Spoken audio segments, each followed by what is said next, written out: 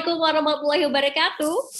Halo untuk Sobat PR semua, senang sekali hari ini saya Masya Putri akan menjadi host dalam perbincangan yang sangat menarik bersama dengan narasumber kita yang sudah join, yaitu adalah sosok yang bisa dikatakan sudah menjadi perubahannya begitu signifikan sekali yang terjadi di Bogor, begitu ya. Banyak sekali nanti kita akan tanyakan kepada beliau. Dan tentunya di perbincangan kali ini kita akan bahas mengenai setelah Bogor, DKI atau Jabar. Dan klarifikasi bersama dengan Bima Arya ini akan tentunya dapat disaksikan oleh seluruh bagian dari PRMN atau Pikiran Rakyat Media Network, karena seperti yang tadi sudah saya sampaikan bahwa di Pikiran Rakyat Media Network ini terdapat banyak sekali orang-orang yang begitu luar biasa yang sangat concern terhadap dunia digital, khususnya di bidang pemberitaan. Dan total mitra yang kita miliki yaitu adalah 208, yang aktif adalah 186, dan ini sangat menarik sekali begitu ya. Jadi artinya semuanya ini sangat memiliki peran yang begitu luar biasa dalam memajukan industri tentunya pemberitaan yang ada di Indonesia, khususnya dalam bidang digital. Dan langsung saja pada siang hari ini kita akan menyapa sosok yang sudah join, yaitu adalah Kang Bima Arya. Halo Kang Bima, apa kabar Kang? Baik, alhamdulillah baik. Ayu, apa kabar? Sehat juga ya, satu alma mater kita ya. Senang deh bisa ngobrol-ngobrol nih Kang Bima. Oke, Akang, ini kalau kita bahas mengenai Bogor ya, Bogor itu kalau buat saya adalah identik dengan roti yang itu ya, yang mereka sangat terus juga toge gorengnya ini saya suka banget nih Kang, kalau udah ke Bogor. Terus makan soto ini juga enak banget ya. Jadi kalau ke Bogor tuh kayak kulinernya nggak bisa lepas nih. Tapi banyak sekali perubahan-perubahan di Kota Bogor yang juga begitu signifikan. Salah satunya dalam bidang transportasi dan lain sebagainya. Kang Bima, gimana sih awalnya sosok Kang Bima ini akhirnya bisa mendedikasikan diri untuk menjadi orang nomor satu di Bogor? Karena kalau kita lihat latar belakang pendidikannya, kuliahnya di Bandung, kemudian melanjutkan pendidikan di Australia. Kenapa akhirnya terpanggil nih Kang untuk ke Bogor gitu dan memberikan perubahan-perubahan yang cukup banyak di sana? Ya, jadi saya itu kan lahir di Bogor. Bapak juga orang Bogor, kakek nenek orang Bogor, anak-anak saya juga lahir di Bogor.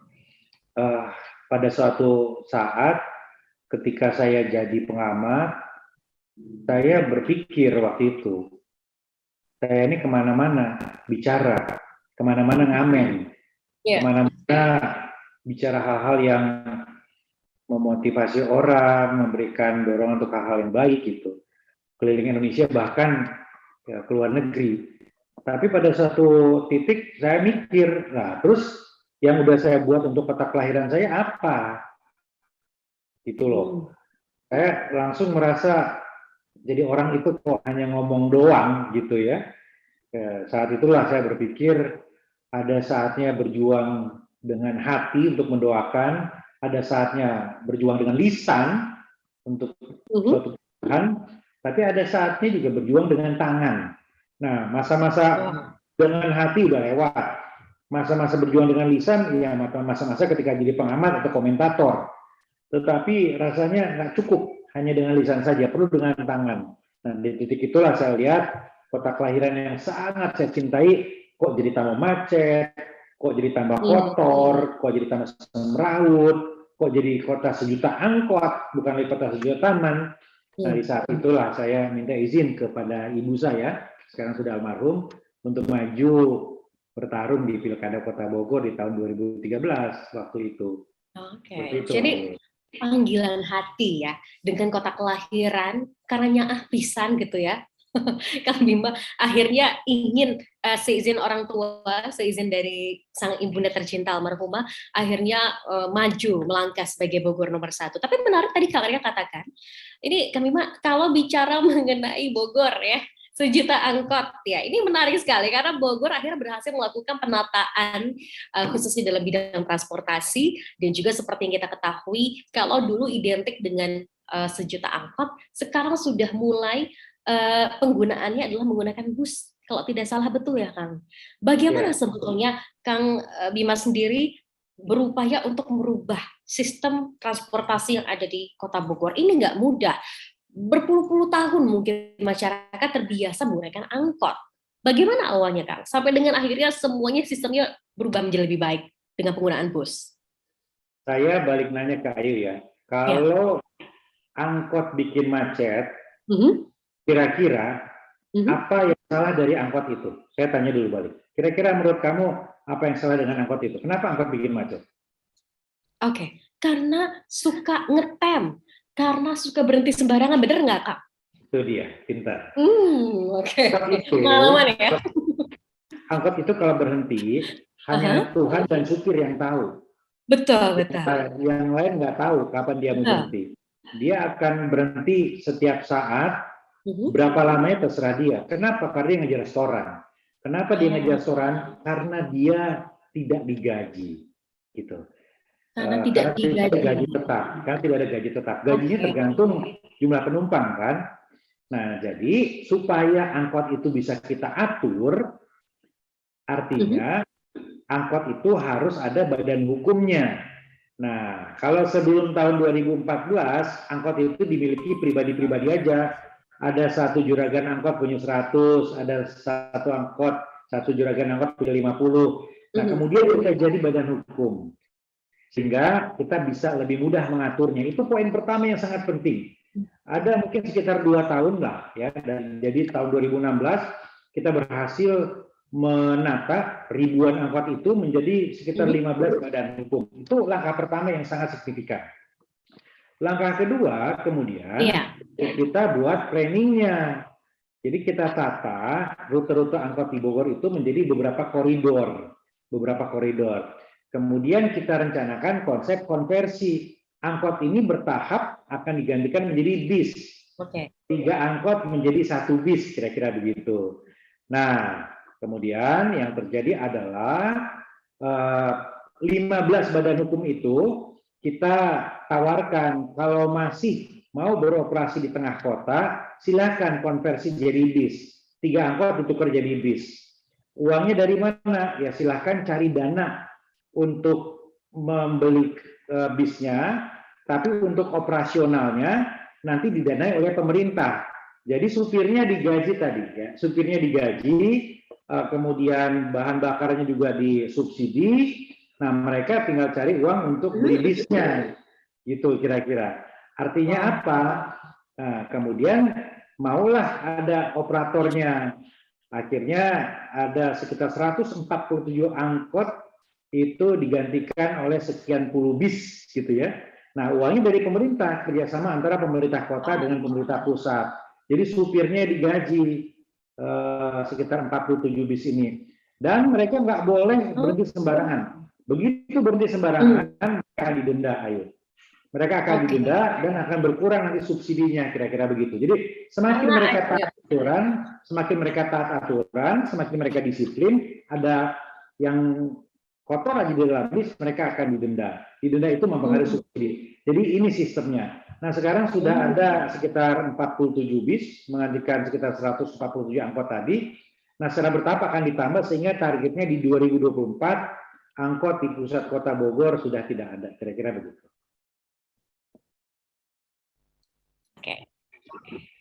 Wow.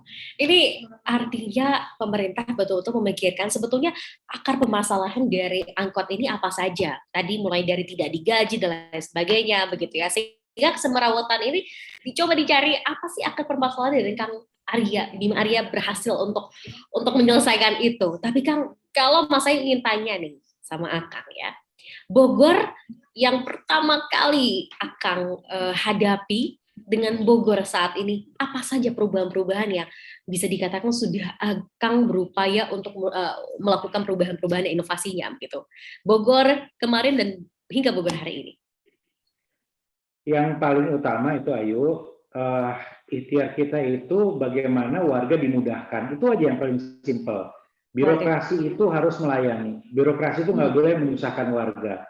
Jadi mulai tahun 2014, warga lebih mudah ngurus KTP, lebih mudah ngurus kartu keluarga. Bahkan sekarang kita sudah punya mall pelayanan publik. Ya, jadi kalau mau ngurus berkas-berkas di sana macam-macam, tinggal booking lewat online, tahu di sana ngantri jam berapa, dan ngurusnya cepat dan aman dan nyaman, kira-kira gitu. Bulan lalu, akhir tahun lalu bahkan kita resmikan drive-thru untuk ngurus KTP. Jadi bisa naik sepeda kalau mau ngambil KTP sekarang, cepat banget, kurang dari 3 menit. Itu, jadi perizinan, berkas-berkas kependudukan, gitu ya. Itu kita lakukan reformasi birokrasi. Itu yang pertama. Yang kedua adalah ruang terbuka publik. Kota ini harus nyaman. Kota ini harus membanggakan.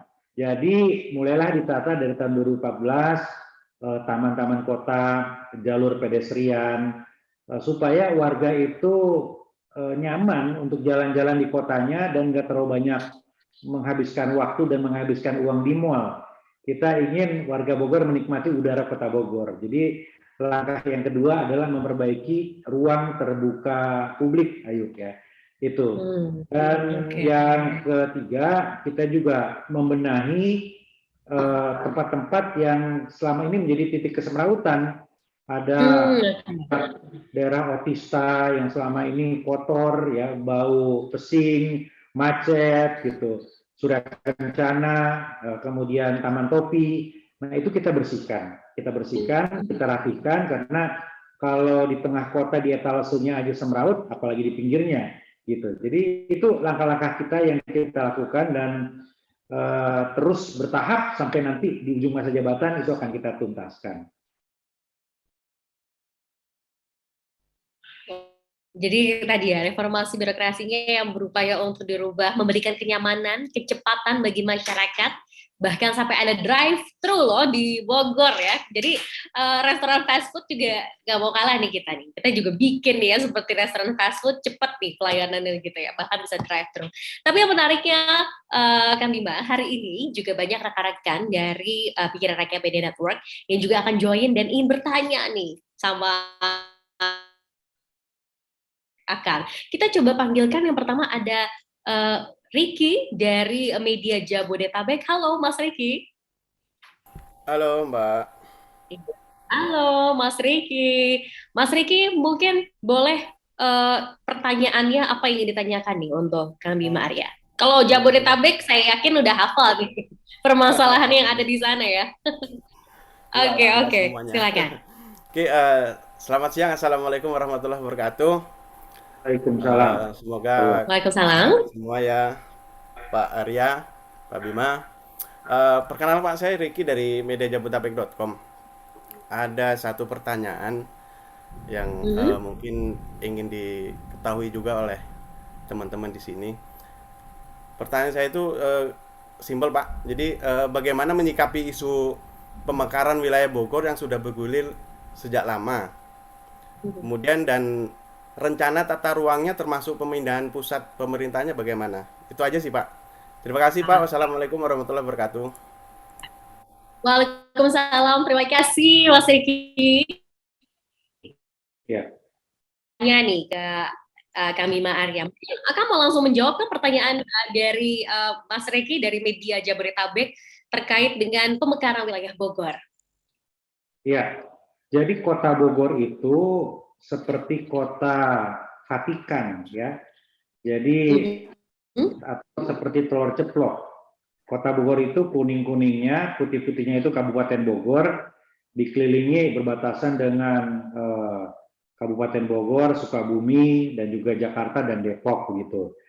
Kita ini banyak sekali warga Kota Bogor yang bekerja di Jakarta dan sekitarnya. Demikian pula sebaliknya. Nah, jadi harus betul-betul ditata supaya seiring dan seirama. Untuk wilayah Kabupaten Bogor itu sedang diproses pembentukan daerah otonom baru, gitu ya. Jadi ada Kabupaten Bogor Barat, ya, ada beberapa daerah yang diusulkan, tapi itu di luar Kota Bogor. Jadi yang dimaksudkan pemekaran, barangkali yang dimaksud pertanyaan tadi bukan di Kota Bogornya, tapi lebih kepada di daerah Kabupaten Bogornya. Nah, ini untuk membuat pelayanan warga di kabupaten lebih cepat, karena Kabupaten Bogor ini luas sekali gitu ya. Penduduknya itu 5 juta lebih. Ya, kalau Kota Bogor kan 1 juta gitu. Iya. Nah, Kalau Kota Bogor sendiri ya wilayahnya ya sudah itu aja dan belum ada rencana untuk melakukan perluasan karena prosesnya lama. Ya memang ada wacana, ada keinginan seperti beberapa wilayah di kabupaten katanya ingin bergabung ke Kota Bogor, seperti wilayah Taman Sari, ya, Ciapus gitu ya. Tapi ya kita kan juga harus berkomunikasi dengan Kabupaten Bogor ya. Kalau kabupatennya nggak mau melepas ya kan nggak akan bisa. Jadi tidak sesederhana itu. Nah karena itu bagi kita yang penting adalah satu, kita harus antisipasi untuk transportasinya supaya orang itu keluar masuk Kota Bogor nyaman. Kita tadi konversi dari angkot menuju bis, kemudian ada juga rencana pembangunan tram. Yang kedua, Kang Riki, kita juga melakukan penataan zonasi. Jadi di Kota Bogor ini, iya di Kota Bogor ini supaya nggak semrawut, supaya semuanya nggak bertumpu di pusat kota, kita sebar. Ada wilayah pelayanan untuk perdagangan dan jasa, ada wilayah pemukiman, ada daerah yang kita proyeksikan menjadi wisata, gitu ya. Dan bahkan sekarang kita sedang merencanakan untuk memindahkan pusat pemerintahan Kota Bogor. Jadi tempat di mana saya sekarang dialog dengan teman-teman ini akan bergeser ke daerah Bogor Timur. Ada 6 hektar yang akan kita jadikan pusat pemerintahan supaya di pusat Kota Bogor ini Istana dan Kebun Raya ini kalau kata orang Sunda mah nggak duk-dek gitu ya, nggak penuh gitu. Jadi ini akan menjadi kawasan heritage gitu. Jadi itu yang kita lakukan kalau pertanyaannya tentang bagaimana rencana konsep tata kota atau tata ruang Kota Bogor ke depannya gitu. Oke, jadi nggak numpuk di satu tempat gitu ya, nggak duk-dek kalau kata kami Mbak Arya tadi. Dan ini adalah salah satu langkah dengan melakukan zonasi. Jadi setiap wilayah tuh apakah dari pusat ekonomi, pemerintahan, semua dibagi-bagi. Ini menarik. Jadi jawaban dari kami Mbak Arya ini semoga menjawab pertanyaan dari Mas Riki tadi. Ternyata bahwa pemekaran wilayah Bogor adalah di wilayah Kabupaten Bogor ya. Saya boleh tambahin nggak? Ayo sedikit. Boleh, silakan. Jadi sebentar lagi kan Jakarta statusnya tidak lagi jadi ibu kota. Nah, selama ini kan kita mendapatkan banyak dampak lah ya. Ada dampak positif karena banyak yang kemudian aktivitas seminar, workshop, pelatihan di Kota Bogor dari kementerian dan lain-lain. Kita harus mengantisipasi itu. Saya bekerja sama dengan Pak Rektor IPB melakukan kajian. Ini kira-kira ke depan integrasi Jabodetabek formatnya seperti apa? Ketika Jakarta sudah tidak lagi jadi ibu kota, ini penting. Ya, jangan sampai kita nggak siap. Ternyata kementerian-kementerian kemudian nggak lagi bintek pelatihan harus di Bogor, kemudian kita konsepnya seperti apa? Jadi wisata apa yang harus kita kembangkan ke depan? Nah sekarang itulah yang tengah kita lakukan supaya ketika pada saatnya nanti secara bertahap Jakarta tidak lagi menjadi ibu kota, ya Kota Bogor punya positioning yang masih strategis untuk tidak kemudian kehilangan prospek pendapatan asli daerah. Oh, wow, itu menarik ya. Jadi inspirasi juga bagi daerah lain karena bahkan Kota Bogor sudah memikirkan bagaimana langkah ke depan agar dari sektor pariwisata dan lain sebagainya ini tetap menarik walaupun ibu kota pindah ke pulau lain begitu Kami Maria ya. Iya. Oke, baik. Ada pertanyaan lain yang akan disampaikan oleh rekan kita dari Media Blitar, ada Mas Anindito Sandi. Halo, Mas Anindito. Halo, Mbak Mas Ayu. Halo. Kak Mas nih ya, saya panggil Mas aja karena saya dari Jawa Timur, Blitar. Ya, boleh. Assalamualaikum. Mas Maria, salam kenal. Ya, Mas. Saya mau menyampaikan satu pertanyaan nih, Mas. Terkait dengan isu yang lagi rame di anak-anak muda zaman sekarang, yakni tentang sebuah restoran yang lagi viral, yang dibangun di Kota Bogor, di mana restoran tersebut itu menyuguhkan minuman beralkohol. Nah, karena menariknya, restoran tersebut saat dibangun di Kota Bogor itu, dibuka di Kota Bogor itu, ada syarat nih dari Mas Bima, yakni harus menghadirkan menu khas lokal, yaitu bandrek dan bajigur.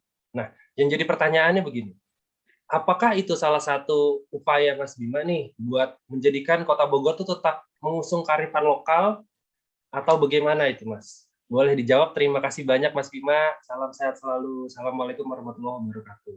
Waalaikumsalam. Baik. Kang Bima mungkin ingin langsung menjawab, Kang? Makasih pertanyaannya, Mas Anindito. Setiap kota itu kan punya karakter masing-masing. Setiap kota itu juga punya potensi yang berbeda. Bogor itu sejarahnya adalah kota peristirahatan. Kalau orang-orang di masa kolonial Belanda dulu menyebutnya Buitenzorg, kota yang nyaman, aman, tentram, nggak ada masalah. Gitu. Itu karakter kota Bogor. Jadi kalau datang ke Bogor, orang itu ingin berwisata, ingin beristirahat, sejuk, nyaman, kira-kira begitu. Dan alamnya memang begitu. Hanya 60 km kurang dari Jakarta yang panas, masuk ke Bogor langsung sejuk dan nyaman. Itu yang ingin kita pertahankan dan itu yang akan kita selalu jaga. Ada kebun raya di tengah dan yang lain. Karena itu, dari awal saya selalu sampaikan, kota Bogor tidak akan pernah menjadi kota metropolitan. Akan selalu ada pembatasan-pembatasan dan pengaturan. Kota Bogor akan selamanya mudah-mudahan kita ikhtiarkan menjadi kota di dalam taman. Tadi saya cerita, saya banyak bangun ruang terbuka publik, taman, jalan, sebagainya, karena kita ingin keluarga itu nyaman di kota Bogor itu. Nah, di periode kedua, kita menetapkan visi kota Bogor sangat sederhana tapi dalam, yaitu kota keluarga. Kota yang ramah dan layak untuk keluarga. Itu konsepnya. Jadi, hiburannya, konsep turismenya, kegiatannya, aktivitasnya, ini harus sesuai dengan karakter kota Bogor. Kota Bogor yang dekat dengan alam, kota Bogor yang aman, yang nyaman, dan guyup, dan religius. Ya, banyak pesantren di kota Bogor dan lain-lain. Gitu. Kota Bogor tidak akan pernah menjadi kota metropolitan karena nggak cocok dengan sejarahnya, nggak cocok dengan masyarakat atau warganya. Itu betul-betul ingin kita jaga, ayo. Nah, kemudian ya sejak tahun 2014 kita agak kenceng ya untuk hal seperti itu. Saya selalu pastikan tidak ada kegiatan ilegal dalam hal izin tempat hiburan malam. Kalau nggak ada izin alkoholnya, ya jangan kita tertibkan gitu. Tadinya ya kalau warga Bogor ada yang mendengar sekarang di seputaran stasiun Kota Bogor itu ada warung-warung isinya miras semuanya. Ya, bertahap kita tertibkan, sekarang udah nggak ada lagi, udah clear begitu ya. Kemudian selalu ada penyelewengan dalam hal izin-izin. Ngakunya kafe, restoran, tetapi ternyata diskotik di situ. Kita dapat apa? Nggak dapat apa-apa. Nggak dapat apa-apa. Pajaknya kita kan nggak dapat alkohol itu, apalagi izinnya nggak ada. Kita hanya dapat kemungkinan peredaran narkobanya di situ, kemungkinan tawurannya di situ, ya konflik sosialnya, dan betapa anak-anak muda akan dirusak di situ. Selama jadi wali kota, Mas Anindito, saya itu sering sekali ya punya pengalaman yang nggak enak, ya harus menyaksikan perempuan seumuran anak perempuan saya digotong dari diskotik, ya kemudian dipapah oleh teman-temannya karena mabuk gitu ya. Kemudian ketemu anak-anak muda tawuran yang bahkan bunuh-bunuhan, mulutnya bau alkohol dan lain-lain. Jadi ini membuat kita semakin yakin bahwa di Bogor ini kalau banyak mudaratnya nggak usah lah. Tapi kalau memberikan kemaslahatannya ya kita clear. Nah, tapi semua itu harus berdasarkan kewenangan kita. Mana yang kewenangan kita? Nah, terkait kewenangan tadi, alkohol itu kan ada 3 golongan. Golongan A di bawah 5%. Golongan B dan C di atas 5%. Kalau golongan A itu izinnya pemerintah pusat. Tapi golongan B dan C itu bisa ditentukan oleh kepala daerah. Jadi ketika Halloween itu tercium oleh kita, karena ini mereka mengajukan izinnya itu bukan namanya Halloween Show. Ya, jadi mengajukan izinnya pakai nama orang biasa, kemudian usahanya kafe dan restoran. Ya, kita nggak tahu. Baru ketika info itu bocor, saya undang teman-teman pemilik Halloween Show itu ke Balai Kota. Saya tanya konsepnya gimana? Seperti di Jakarta, Pak Wali. Saya tahu di Jakarta seperti apa. Ya, kita lihat apa yang terjadi di dalam itu. Bohong kalau nggak ada yang mabok, bohong gitu. Di atas jam 9 kita tahu seperti apa. Saya bilang enggak deh.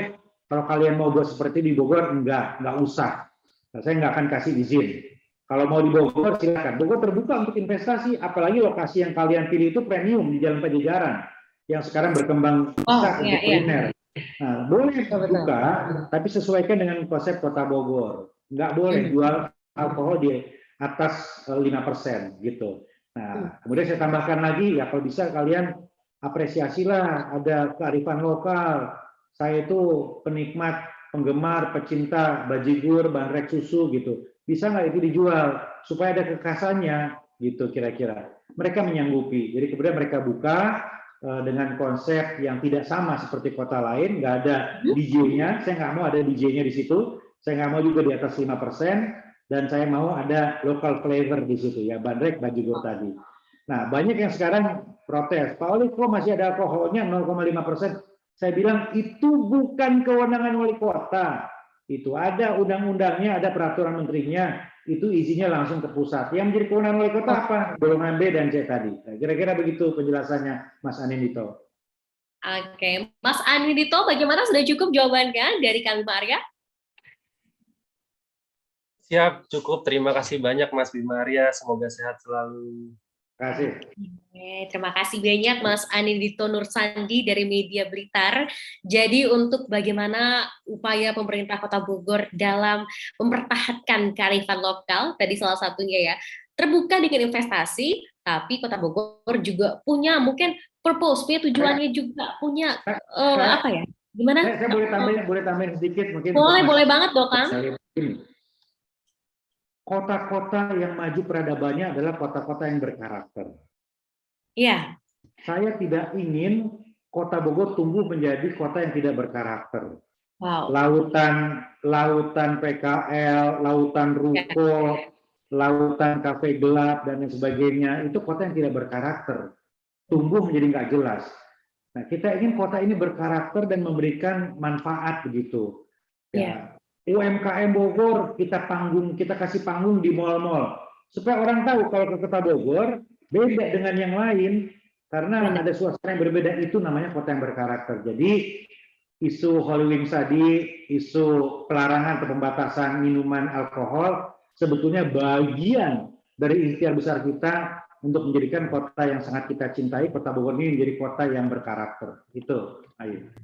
Pengembangan kota yang berkarakter, dan itu yang terus dipegang oleh kami Mbak Arya kayaknya ya Kang ya, sampai ibaratnya yang brandnya sudah besar aja sama Kang Bima, oh nggak bisa, harus ikut nih aturan saya di gitu ya di Kota Bogor, supaya apa? Supaya lebih berkarakter lagi, mempertahankan kearifan lokal itu tadi gitu ya. Oke, ada pertanyaan lain yang akan disampaikan oleh rekan kita dari Warta Lombok, ada Mas Lalu Usman Ali. Halo Mas Lalu. Halo, assalamualaikum. Halo, waalaikumsalam. Silakan Mas Lalu. Dari Lombok mau bertanya apa nih sama kami Mbak Arya? Terima kasih Mbak Putri atas kesempatannya. Assalamualaikum warahmatullahi wabarakatuh. Waalaikumsalam. Saya ikuti tren ini untuk manggil Akang aja Pak Wali Kota kan. Biar pernah saya manggil Akang gitu sekali. Perkenalkan, saya Lalu Usman Ali dari Pemret di Warta Lombok. Ya, salam takzim dari puluh ribu masjid untuk Akang dan semua rekan-rekan Pemret. Tadi sudah banyak dibahas terkait tentang wisata, terkait tentang karakter kota, keluarga. Nah, gini Kang, jadi ada beberapa hal yang ingin saya pertegas dan minta penegasan. Kan kita tahu Bogor ini adalah kota dengan curah hujan yang tinggi ya, atau ya yang memiliki curah hujan yang tinggi, dan Bogor ini menjadi salah satu wisata favorit, khususnya daerah terdekat ya, Jakarta, banyak pilihan wisata alamnya di Bogor. Ada puncak, ada kebun raya dan sebagainya. Nah, Akang ini sudah mimpin hampir 2 periode saat ini, Kang. Mau kita dipertegas terkait tentang arah orientasi wisata yang ingin dikembangkan oleh Akang. Mungkin itu pertanyaannya. Terima kasih. Sekian. Assalamualaikum warahmatullahi wabarakatuh. Waalaikumsalam. Ini dari Lombok nih, kami Mbak Arya mungkin langsung menjawab pertanyaan dari Mas Lalu. Silakan. Mas Lalu, saya pernah ke Lombok ngasih bantuan untuk bencana saudara-saudara di sana ke Sembalun. Alhamdulillah. Ya, jadi kangen ya, untuk kembali ke sana. Mudah-mudahan kita tunggu. Jadi Mas Lalu, kita di Bogor ini punya beberapa potensi wisata. Pertama, wisata sejarah. Ada prasasti batu tulis gitu ya. Kemudian ada museum-museum di Kota Bogor, yaitu wisata sejarah. Kita berusaha sekarang untuk mengembangkan, kita nggak mau Kota Bogor ini karakternya semakin pudar. Jadi mulai tahun lalu kawasan batu tulis. Jadi itu adalah lokasi yang banyak diyakini sebagai pusat ibu kota kerajaan Sunda Pakuan Pajajaran. Jadi kita lakukan perbaikan dan pembangunan, nantinya ke sana wisata Pajajaran lah kira-kira begitu. Karena ibu kota kerajaan Pajajaran itu ya bukan di kota lain, ya di Kota Bogor. Mungkin besar lokasinya di sana, kira-kira begitu ya. Bukan di Bandung, bukan di Bekasi, bukan di Depok, tapi di Kota Bogor. Nah, karena itu akan kita kuatkan ya. Mudah-mudahan di 2024 Balai Ageng itu yang kita bangun untuk menjadi nuansa itu sejarah. Yang kedua adalah wisata. Jadi sekarang ini Kota Bogor ekonomi sekali. Bahkan di masa pandemi, yang lain masih krisis PAD-nya, kita udah normal. 3 bulan sebelum 2021 berakhir udah normal. Kenapa?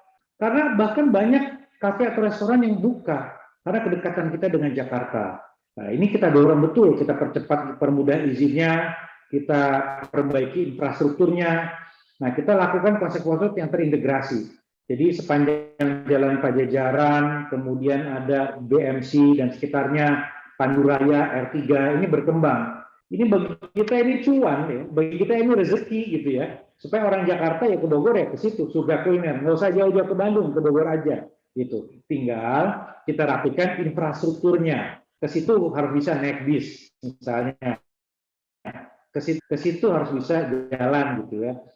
Ada beberapa kawasan yang kita bangun secara terpadu dengan trotoar dan lain-lain. Contohnya adalah Surya Kencana. Nah, Surya Kencana ini kita rencanakan untuk menjadi Cane tahun terbaik di Indonesia.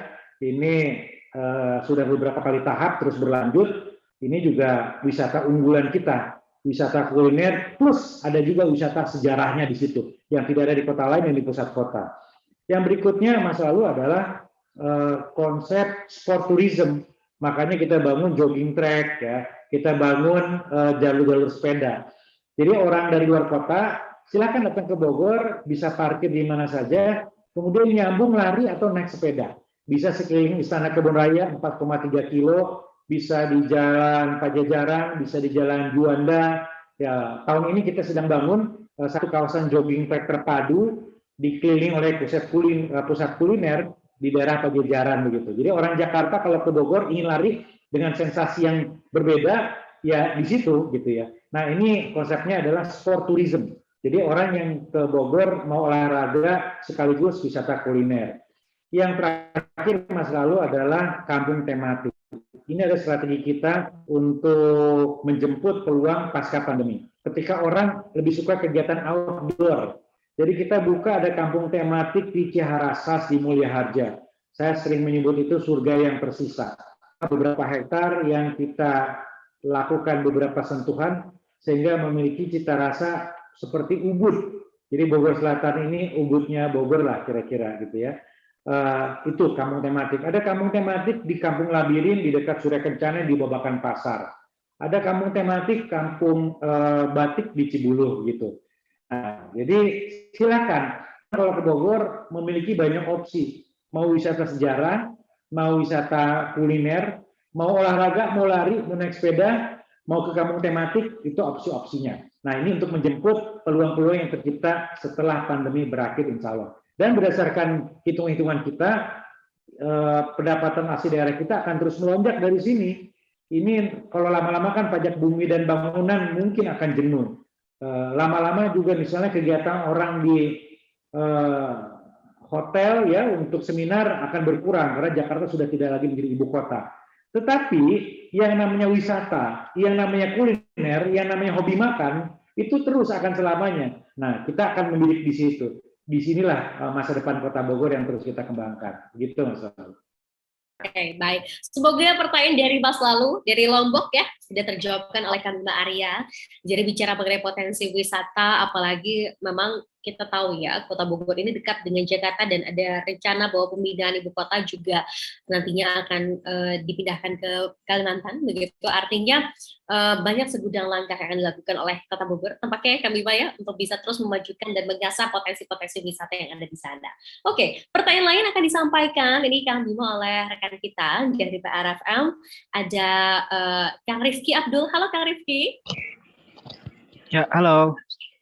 Iya, Kang Rifki Assalamualaikum. Waalaikumsalam. Ingin bertanya apa nih dengan Kang Bima Arya? Ya, halo, Assalamualaikum Kang Bima. Perkenalkan, saya Rifki. Kebetulan saya ini dulunya pesepeda yang sering bolak-balik Bandung Bogor, Kang. Kebetulan saya dulu salah seorang yang sering ikut tur Bogor Bandung dari kilometer 0 Bogor ke kilometer 0 Bandung. Road bike atau MTB? MTB, Kang. Kebetulan saya paling jauh sepedaan dari Jakarta ke Bali, Kang. Wah. Jadi udah hatam tanjakan, tajur dan lain sebagainya. Ya Kang, ini pertanyaan dari saya kebetulan karena kita mendekati tahun 2024 sekaligus tema di acara ini juga. Jadi sebagaimana kita ketahui, Kang Ridwan Kamil sudah menyatakan kesiapannya untuk maju sebagai capres. Begitupun Pak Anies sudah digadang-gadang menjadi salah satu capres juga. Nah, apakah ada gitu keinginan dari Kang Bima untuk menggantikan salah satu dari keduanya, apakah itu di Jabar atau di DKI gitu. Jadi apakah Kang Bima ada kesiapan untuk maju sebagai DKI 1 atau Jabar 1? Begitu aja Kang, terima kasih. Iya, Kang Bima senyum-senyum nih. Senyum-senyumnya sambil menentukan jawaban atau menentukan keputusan nih, Kang Bima. Gimana tuh pertanyaannya, wah? Senyum sambil mikir ya. Ini pertanyaan yang makin kesini makin sering ditanyakan ke saya, tapi tetap aja jawabnya harus mikir saya. Jadi gini kira-kira. Ya Mas Rifki, saya kan sekarang jadi wali kota. Kalau tadi ya gubernur atau yang lain itu kan berarti naik kelas, naik kelas. Nah, artinya apa? Ya tentu kalau saya masih sehat, kalau saya diberikan usia panjang, kalau saya ditakdirkan oleh Allah untuk terus berkhidmat, memberikan sesuatu bagi Indonesia, ya pasti tracknya adalah naik kelas. Pasti arahnya akan ke sana, akan naik kelas. Tapi, kalau mau naik kelas, PR-nya kan harus diselesaikan. Waktu kita SD, SMP, SMA, barang siapa yang jarang buat PR, maka kemungkinan besar tidak akan naik kelas. Tapi barang siapa yang rajin mengerjakan PR, sehingga dicontek teman-temannya misalnya, barang siapa yang nilai-nilai PR-nya bagus, maka akan naik kelas gitu. Artinya apa? Jadi kalau saya mau naik kelas, kemanapun itu, mungkin gubernur, atau mungkin yang lain, artinya PR yang ada di Bogor harus saya tuntaskan. Sampai 2024 masih ada list dari PR yang belum selesai. Soal angkot itu masih jadi PR. Soal penataan pasar itu masih jadi PR. Soal stunting itu masih jadi PR. Soal tawuran masih jadi PR. Jadi rasanya saya nggak akan pusing untuk mikir berstrategi atau bahkan kampanye ke Jakarta atau keliling Jawa Barat untuk memikirkan pasca 2024, rasanya akan lebih pas buat saya, akan lebih logik buat saya untuk beresin PR-nya. Karena kalau PR-nya selesai, maka naik kelasnya pun enak. Kalau PR-nya selesai, kemana kita melangkah, maka pijakan kita akan kuat. Tapi kalau PR-nya nggak beres, ya kita pun akan susah untuk didorong-dorong naik kelas gitu. Dan insya Allah kalau ditanya kemana naik kelasnya, ya saya siap kemana aja. Saya merasa punya bekal 2 periode di Kota Bogor yang mungkin akan bisa saya jadikan pijakan untuk menata atau untuk tanggung jawab yang lebih besar lagi gitu ya. Atau ya jelas saya juga harus sesuaikan dengan skenario partai saya. Ya, apabila saya dipercaya atau ditugaskan oleh partai ke salah satu dari 2 titik itu, atau bahkan titik yang lain dipersiapkan untuk posisi-posisi yang lain, ya sebagai kader, sebagai wali kota 2 periode, ya insya Allah saya akan siap. Oke. Jadi kemanapun itu Kang Bima Arya siap. Tapi kalau boleh nih dikasih mungkin bocorannya sedikit ya, lebih condong ke DKI atau condong ke Jawa Barat nih Kang Bima? Kalau dari asal, baik asal geografis ya, dan juga etnis, saya kan orang Sunda. Saya orang Sunda. Ya, itu Jawa Barat adalah mungkin seperti saya, dan ini pun banyak yang dukung. Tetapi kalau dari kedekatan dengan Bogor, ya seminggu kan kita tidur Jakarta ya, dan sekali karakter yang ada di Bogor dan sekitarnya, ya Jakarta juga gitu ya. Jadi bagi saya dua-duanya sama-sama menantang. Ya, tinggal ada satu faktor lagi Ayu yang harus kita jadikan catatan, yaitu ya petanya politiknya bagaimana. Ini politisi kan harus begitu. Ya, siapa nanti yang akan maju di sana? Mas Anies masih maju nggak? Kang Emil masih maju nggak? Gitu. Siapa bersepasangan dengan siapa? Nah, kalau dalam politik kan begitu. Nggak bisa kita mengawang-awang saya mau ke sana, tapi peta politiknya enggak. Gitu. Bagi politisi itu pun pasti harus kita hitung. Tapi sudah mulai ada nggak sih, Kang Bima, yang berusaha meminangkan kalau kita mau ngelamar orang ya, biasanya PDKT dulu gitu kan. PDKT dulu, pendekatan dulu, begitu ya, sampai akhirnya nanti dipinang. Udah ada belum nih, Kang? Lumayan. Jadi lumayan. Jadi kalau ngobrol-ngobrol informal gitu ya, ngobrol-ngobrol informal dengan petinggi-petinggi partai, ya seperti inilah. Gitu, Pak Wali kesini aja, oke kita siap-siap kesini, atau Kang Bima udah kita sama-sama kerja untuk kesini, kita dukung. Nah itu mulai ada yang seperti itu. Ya, tapi kan masih informal, belum resmi. Kalau resminya kan nanti itu di 2024 pertengahan saya kira.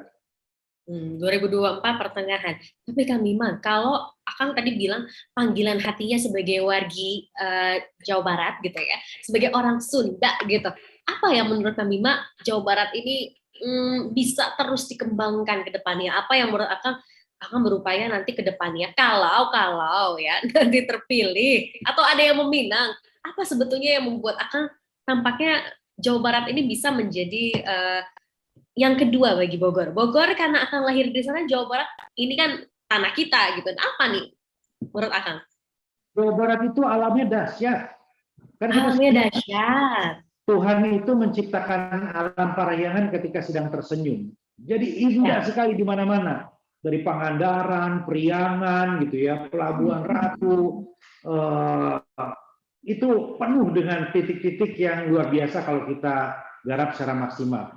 Dan kami sedang dan sudah melakukan itu, gitu. Jadi menurut saya, kalaupun ya Jawa Barat ini tidak menyasar potensi turis mancanegara, market di Jawa Barat saja yang puluhan juta, ini sudah cukup untuk membuat Jawa Barat maju. Orang Bogor ke Bandung, orang Bandung ke Pangandaran, orang Ciamis ke Pelabuhan Ratu, gitu. Itu luar biasa. Tinggal infrastrukturnya dilengkapi, jadi aksesnya gampang. Kemudian kulturnya kita siapkan, sehingga semuanya siap menyambut wisatawan. Kemudian juga infrastrukturnya supaya nggak macet dan sebagainya. Jadi menurut saya kekuatan terbesar Jawa Barat adalah alamnya, manusianya, dan kulturnya. Itu kalau bicara Jawa Barat, Ayu. Oke, manusia, alam, dan culture-nya gitu. Nah, kami Mbak Arya, sebelum kita menutup perbincangan di hari ini, karena masih ada waktu nih. Ini Mas Ayu mau punya games, dan wajib kalau di PRPN ini kita ada games-nya. Ya, sebentar aja, ini games-nya menarik. Jadi ada beberapa tokoh, dan akan harus mendeskripsikan tokoh-tokoh ini. Ya, Mas Ayu sebutkan namanya ya. Oke. Yang pertama. Ini nggak ada di rundown ini. Nggak apa-apa, memang begitu. Kalau Mas Ayu Putri terkenal dengan suka mendadak-mendadak, tapi nggak apa-apa. Namanya jebakan Batman. Silakan Batman. Biar seru ya Kang ya. Oke, ini mah gampang Kang, beneran Kang. Bukan kalkulus, bukan apa pertanyaannya gampang Kang. Oke, yang pertama, tolong Akang deskripsikan tokoh-tokoh yang Mas Ayu sebutkan namanya ini. Gampang banget, ada 4 orang. Jadi yang pertama Mas Ayu sebutkan namanya yaitu adalah Anies Baswedan. Silahkan deskripsikan Kang. Ini pakai kata atau pakai kalimat deskripsikannya? Pakai kalimat Kang. Kalimat, oke. Oke. Sosok intelektual, cerdas, cermat, dan memiliki visi yang baik tentang Indonesia masa depan. Oke, baik. Itu tadi dari DKI Jakarta. Kita geser ke Provinsi Jawa Barat. Sosok Ridwan Kamil. Silakan deskripsikan, Kang. Ahli tata kota yang hijrah menjadi politisi dan sangat sukses untuk membangun kedekatan dengan kaum milenial dengan pendekatan-pendekatan yang kreatif, inovatif, dan paling piawai berselancar di dunia sosial media dengan cara yang humoris, jenaka, dan manusiawi. Oke, baik. Kemudian, Ganjar Pranowo. Pemimpin yang merakyat, simpatik, gagah, berani, nasionalis, dan punya prospek yang sangat cerah untuk memimpin Indonesia masa depan. Oke, yang terakhir, siapa ya kira-kira? Sandiaga Uno deh. Gimana nih, Kang? Pengusaha yang dikenal sukses untuk membangun bisnis yang kemudian memiliki catatan yang baik ketika terjun dalam politik dan sangat humble, informal, dan memiliki banyak kesamaan dengan saya. Oke. Suka lari, suka olahraga, suka bergaul dengan komunitas-komunitas kreatif anak-anak muda. Oke, tepuk tangan dulu boleh dong secara virtual untuk Kang Bima. Jadi ternyata sosok yang terakhir Sandiaga Uno punya kemiripan banyak ya. Jadi kemiripannya emang gimana sih Kang Bima sama sosok Pak Sandiaga Uno? Sama-sama suka olahraga. Sama-sama suka olahraga. Jadi sering olahraga bareng gitu. Lari atau gimana biasanya? Lari, sepeda gitu ya. Nah, nanti kita mau lari trail bareng. Saya kebetulan jadi ketua pengurus pusat Asosiasi Lari Trail Indonesia. Nanti kita akan trail sama-sama di awal Maret kalau nggak salah dengan Mas Andi. Oke, baik.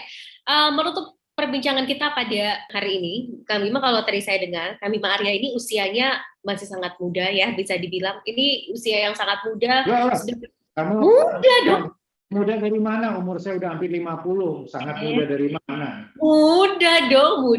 Ini kalau nanti saya bandingkan, kan nggak bisa kayak gitu ya. Pokoknya muda lah ya, gitu ya. Ya, kalau dibandingin sama Yusuf Kala, sama SBY, yang muda lah. Kalau dibandingin bukan aku yang ngomong ya. Sama kamu, sama selalu Mas Anindito, saya tuh udah uzur nih. Jangan gitu. Justru ini loh, selalu terlihat muda, looking young, looking fresh gitu. Dan ternyata tadi juga sampai olahraganya trail. Itu lebih tepat, itu lebih saya suka tuh. Selalu kelihatan muda, itu keren. Itu lebih senang ya? Bukan masih muda banget, bukan. Enggak. Tapi maksudnya dari segi usia ya, maksudnya begini loh Kang Bima Arya, usia Kang Bima belum 50, tapi sudah menjadi wali kota 2 periode. Itu usia yang muda ya, bisa dikatakan, dan mendapat pencapaian yang begitu luar biasa. Nah, bagaimana Kang Bima Arya berupaya untuk mempertahankan itu? Artinya mempertahankan stamina, mempertahankan kondisi tubuh dengan jadwal yang padat. Karena pastinya pemimpin juga punya inspirasi untuk masyarakatnya. Kalau pemimpinnya bisa menjaga kesehatan, bisa menjaga kondisi tubuhnya, ini juga bisa menjadi inspirasi bagi banyak orang dengan kondisi yang padat gitu. Boleh di-share sedikit, Kang? Tidur cukup, 7 jam ideal, 8 jam mewah, 6 jam cukup. Kedua, pola makan diatur, kurangi makan yang enak-enak, perbanyak serat. Yang ketiga, banyak ketawa, banyak hangout, banyak nongkrong, banyak bicara hal-hal yang menyenangkan dengan sahabat, dengan kerabat, dengan keluarga. Yang terakhir, quality time dengan family membuat kita insya Allah lebih sehat jiwa dan raga. Baiklah. Kang Bima, terima kasih ya. Tadi jawabannya adalah jangan kurangi banyak-banyak makanan enak ya. Ini menampar kita semua nih yang masih suka makan micin nih. Oke, Kak Bima, terakhir apa saja mungkin pesan-pesan untuk warga Bogor, warga Jawa Barat, dan khususnya adalah untuk teman-teman di Pikiran Rakyat Media Network, silakan. Sekarang kita ada di fase yang sangat penuh dengan ujian. Tidak banyak waktu-waktu yang lebih sulit dibanding saat-saat ini, tapi insya Allah dengan kebersamaan kita, dengan kekompakan kita, dengan soliditas kita, kita bisa lewati ini. Kita tidak pernah tahu pandemi ini selesai kapan, mungkin bulan depan, mungkin tahun depan, mungkin agak panjang, tapi kita nikmati saja kiriman Tuhan yang ada, sambil terus meyakinkan bahwa tidak mungkin Tuhan mengirim kepada kita tanpa memberikan pesan agar kita menjadi manusia yang lebih baik.